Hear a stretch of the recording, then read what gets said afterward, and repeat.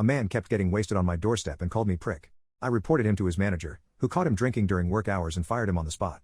Many years ago I worked at an office in the city center just a couple of blocks from my rented apartment, so I often ate lunch at home.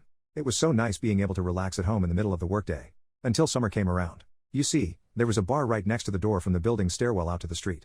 So occasionally I'd come home to find someone sitting on the doorstep, beer in hand, especially on weekends, but I'd just politely say sorry bud, I need to get in here, and they'd invariably stand up and let me pass, usually saying oh sorry bud back. Not a big problem in my life, in other words. But then one day I came home for lunch and there was a construction worker, around 50 years old, with a high-vis vest and safety hat, sitting on the doorstep with a half-drunk beer in his hand.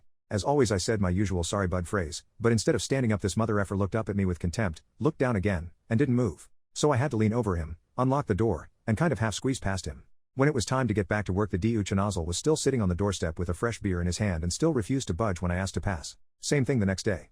Except this time he mumbled prick when I asked to get past. I was now fuming. Day after day it was the same thing. This piece of poop ruined my otherwise perfect lunch routine to the point that I didn't want to go home for lunch anymore. Sometimes he sat there when I came home at the end of my work day. But then I got an idea. I took a longer lunch than usual, ate a sandwich on a bench diagonally across from my apartment, and watched him arrive at the bar, drink 3 beers on my doorstep, and when he got up to leave I followed him to his workplace just down the street. And this is where I got really lucky. He was working on a building that I knew pretty well. 'Cause I'm a structural engineer. My colleagues were the engineers responsible for that building project. Of course, I didn't know this douchebag's name, but that didn't matter 'cause he had a goatee beard and a ponytail haircut which was pretty distinctive, to say the least. So I went to my colleagues' floor and asked them what they thought about the site manager for that project. They replied, yeah, he's a good guy, professional, and meetings are always friendly. My eyes lit up.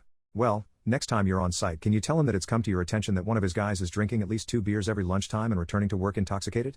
Around 50 years old, brown hair, goatee and mullet. My colleague told me 3 days later that the site manager was fuming when he heard what they had to say. He knew immediately who the guy was and had zero tolerance for guys being under the influence on site, as they were a danger to others. So he followed him at lunchtime, saw him sitting at his usual spot on my doorstep with a beer, and as soon as the guy arrived back on site after lunch he was fired on the spot.